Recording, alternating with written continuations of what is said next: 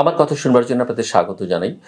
বাংলাদেশ একটা ক্রান্তিকালের মধ্য দিয়ে যাচ্ছে, একটা অভ্যুত্থানতর পরিস্থিতি। বাংলাদেশকে গত 15 বছরে যা হয়েছে, বাংলাদেশে রাজনৈতিক, অর্থনৈতিক, সামাজিকভাবে যে বাংলাদেশের যে ক্ষতি হয়েছে, সেটাকে পুনরুদ্ধারের চেষ্টা যখন বাংলাদেশ করবে একটা জাতীয় ঐক্যের ভিত্তিতে, ঠিক বাংলাদেশ সেই কাজটা থেকে মনোযোগী হতে পারছে না। বাংলাদেশকে অনেক বেশি এখন মনোযোগ দিতে হচ্ছে বাংলাদেশের সবচেয়ে নিকটতম প্রতিবেশী, যার সঙ্গে ঐতিহাসিক সম্পর্ক রয়েছে, ভালোবাসার সম্পর্ক রয়েছে এবং এক ধরনের সম্পর্কের টানাপোড়েনে রয়েছে, সেই দেশটির সঙ্গে এখন এক ধরনের তুমুল উত্তেজনাকর সম্পর্ক। এই উত্তেজনা বাড়ছে, অনেকগুলো কারণ আছে। বাংলাদেশ যে গণতান্ত্রিক পথে হাঁটুক, সেই জায়গায় ভারত সহযোগিতা করেনি। অন্যান্য ক্ষেত্রে সহযোগিতা কি আছে না আছে সেই বিশ্লেষণের সাথে আমরা নাও যাই, বাংলাদেশের মানুষকে এটা সবচেয়ে বেশি আহত করেছে। একটা স্বৈর শাসককে, একটা অগণতান্ত্রিক শক্তিকে ভারত দিনের পর দিন সমর্থন করেছে এবং ভারতকে এই পরিবর্তনটা মানতে হবে, এই বাস্তবতাটা বুঝতে হবে, কিন্তু সেটা আমার ভারতীয়রা বুঝতে চাইছেন না। এবং এই পতিত স্বৈর শাসককে যেখানে পৃথিবীর অনেক দেশ জায়গা দিতে চায়নি, ভারত তাকে শেষ পর্যন্ত আশ্রয় দিয়েছে। আমরা দেখেছি ইনিশিয়ালি হয়তো তারা অ্যালাউ করতে চায়নি, কিন্তু শেষ পর্যন্ত তারা অ্যালাউ করেছে। এবং সেখানে ঘটনাটা সীমাবদ্ধ থাকলে, এমনকি বাংলাদেশ যে তাকে আনুষ্ঠানিকভাবে ফেরত চাইবে, সেই কাজটাও বাংলাদেশ করবার দিকে মনোযোগ দিতে পারছে না। পরিস্থিতিটা এতটাই ওই পরিবর্তনের পর থেকে ধীরে ধীরে ধীরে ধীরে এটাকে এমন জায়গায় নিয়ে যাওয়া হয়েছে যে সম্পর্কের একটা চরম উত্তেজনা দুই দেশের মধ্যে। সেই ভারতে বসে শেখ হাসিনা রাজনীতি করবার চেষ্টা করছেন, সাবেক প্রধানমন্ত্রী। তিনি সেখানে বসে বিবৃতি দিচ্ছেন, তিনি নানান জনের সঙ্গে ফোন আলাপ করছেন। সেই ফোন আলাপ ইউটিউবে বেরিয়ে যাচ্ছে, ভারতীয় গণমাধ্যমগুলো সেগুলো প্রকাশ করছে। এখন প্রশ্ন হচ্ছে যে ভারতে আশ্রয় নিয়ে শেখ হাসিনা সেখান থেকে একের পর এক বিবৃতি দিতে পারেন কিনা। অন্য দেশে আশ্রয় নিয়ে থাকা এক ব্যক্তি কিভাবে বিবৃতি দিতে পারেন, এই প্রশ্ন উঠতেই পারে। এবং যেখানে ভারত সরকার বলেছে যে বর্তমান বাংলাদেশ সরকারের সঙ্গে তারা কাজ করতে চায়, সেখানে এই সরকারের বিরুদ্ধে তার দেশে বসে আরেকজন, এবং যিনি তার আশ্রিত, তিনি ঘন ঘন বিবৃতি দিবেন, দেশে একটা অস্বাভাবিক পরিস্থিতির সৃষ্টি করবেন, সেটা কাম্য কিনা। আন্তর্জাতিক নিয়ম যদি আমরা দেখি, তাহলে যখন কোনো ব্যক্তি একটি দেশে কূটনৈতিক আশ্রয় নিয়ে থাকে, তখন তিনি রাজনীতি করতে পারেন না, তিনি কোনো বিবৃতি দিতে পারেন না। নরেন্দ্র মোদী সরকার আসলে শেখ হাসিনা কাঁধে বন্দুক রেখে নিজেদের কথাই বলিয়ে নিতে চাইছে কি, এই প্রশ্ন কেউ তুলবার চেষ্টা করছেন।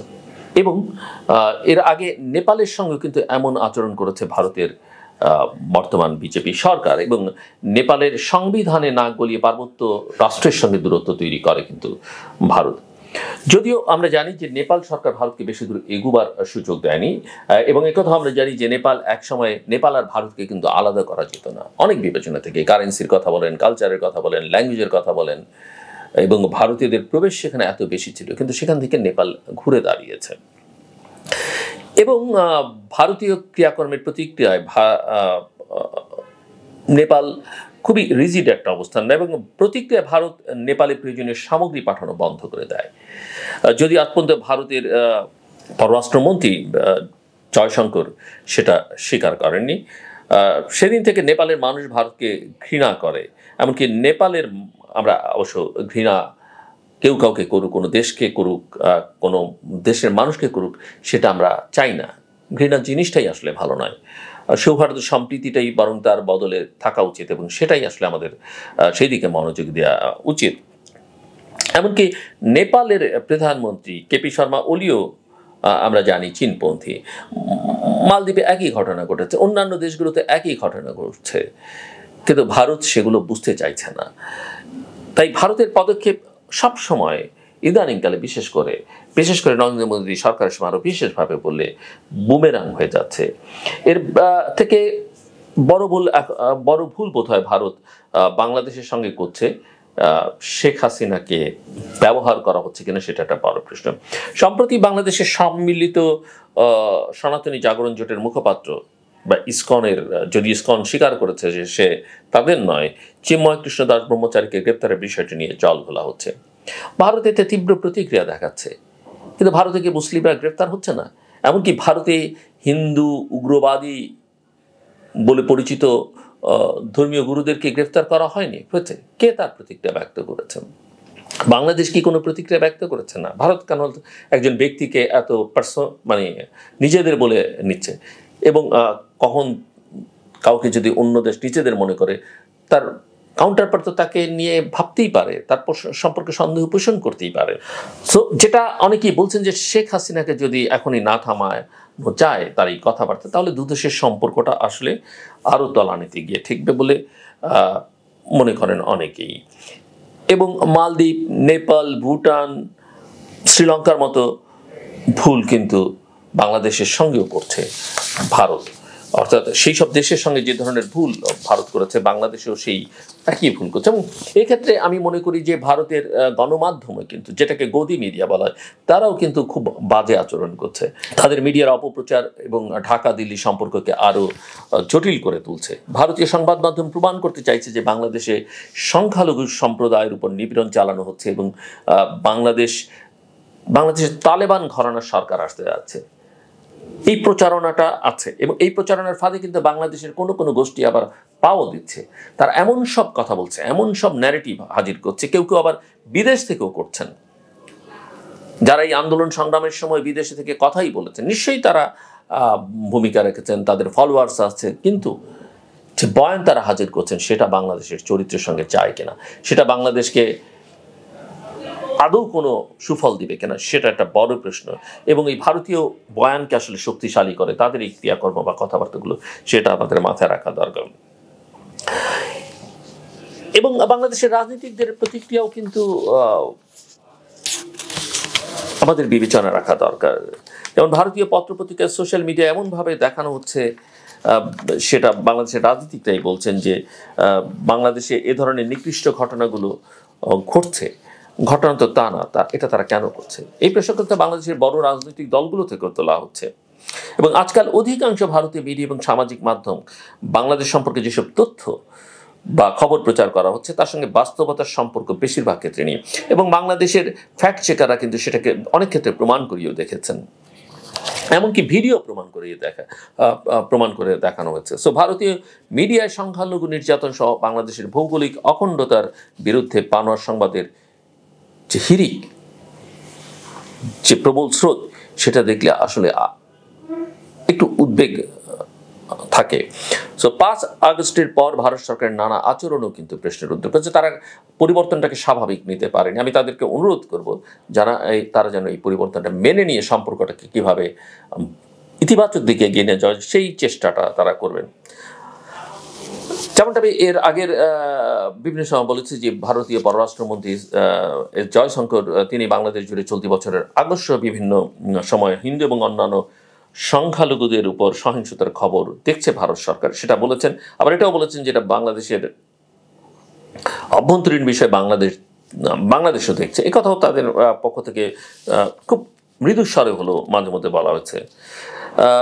বাংলাদেশে উগ্র বক্তব্যের ঢেউ, সহিংসতা, উস্কানির ক্রমবর্ধমান ঘটনায় ভারত উদ্বিগ্ন, এটা ভারতীয় বলছেন। এবং এসব বিষয়ে শুধু মিডিয়ার অতিরঞ্জন হিসেবে খারিজ করা যায় না। কিন্তু তাদের দিক থেকে কি হচ্ছে, তারা যদি একই সঙ্গে সেটা বিবেচনায় রাখতেন বা বলতেন আমাদেরকে, তাহলে বোধহয় তাদের এই বক্তব্যের গ্রহণযোগ্যতা থাকতো।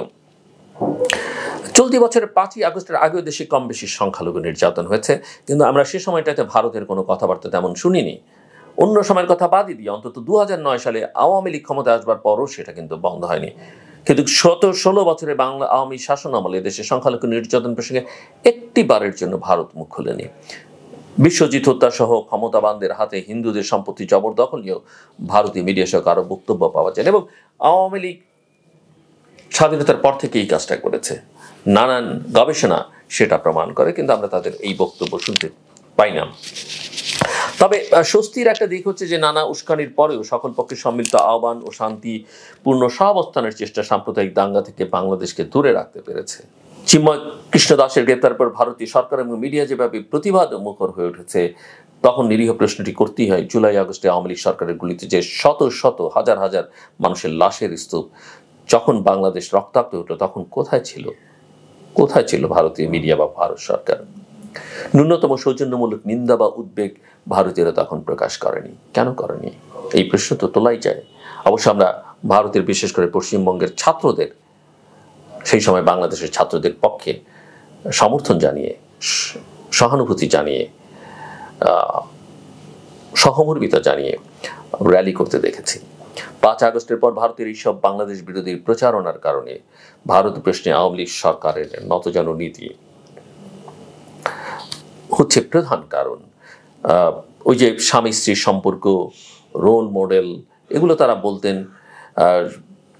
শেখ হাসিনার যে উক্তি, যা দিয়েছি সারা জীবন মনে রাখবে, আমার আর কিছুই চাই না।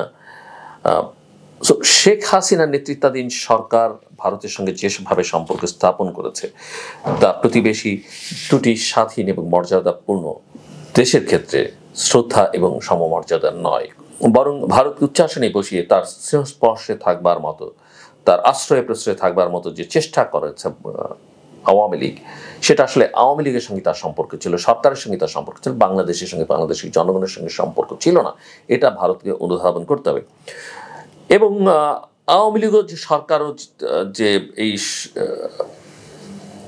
আশ্রয় প্রশ্রয়টা বুঝতে পেরেছে, কিন্তু বাংলাদেশের মানুষ তো উল্টোটা করেছে। এবং আওয়ামী লীগ বুঝতেই পারেনি যে তার পায়ের তলার মাটি চলে যাচ্ছে। ভারতও বুঝতে পারেনি যে আওয়ামী লীগ না থাকলে তার পরিস্থিতি কি হবে, বা আওয়ামী লীগের এই পরিস্থিতিটা যে আওয়ামী লীগকে তারা যেভাবে আশ্রয় প্রশ্রয়ে বড় করছে, আওয়ামী লীগ তো আসলে বাংলাদেশের মানুষের কাছে আর সেই জায়গায় নেই। এটা ভারত বুঝতে পারেনি। এবং সে কারণে কিশোরীর ফেলানির মতো আমরা মৃতদেহ দুদেশের সীমান্তের কাঁটাতারে ঝুলতে দেখেছি। সীমান্তের হত্যাকাণ্ড, এত হত্যাকাণ্ড বিশ্বের আর কোনো সীমান্তে হয় কিনা নিয়মিত সেটা বিবেচনার দাবি রাখে, যদিও সেটা 5ই আগস্টের পরে অনেক কমে এসছে। এবং এক্ষেত্রে হয়তো দুই দেশের সরকারই, আমি বলবো যে সম্পর্কে টানাপোড়েন থাকলেও কৃতিত্বের দাবি করতে পারেন। ভারতীয়দের গুলিতে বাংলাদেশিরা নিহত হয় যে যুক্তিতে, সেটা বিগত সরকার বাংলাদেশের, তারা সেই ভারতীয় বয়ানকে নিজেরা প্রচার করেছেন।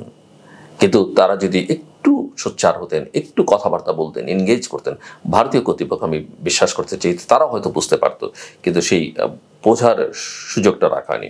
সো ভারতের জন্য করিডোর, বাণিজ্য সুবিধা, সুন্দরবনে বিদ্যুৎ কেন্দ্র সহ গত 13 দশকে ভারতের সকল অমীমাংসিত ইস্যু বাংলাদেশ অ্যাড্রেস করছে, বিশেষ করে তার নিরাপত্তা ইস্যু। এবং আমি মনে করি যে সেই নিরাপত্তা ইস্যুটি বাংলাদেশে আগামী দিনের সরকারগুলো করবে, অন্তত কথাবার্তায় সেটা বোঝা যায়।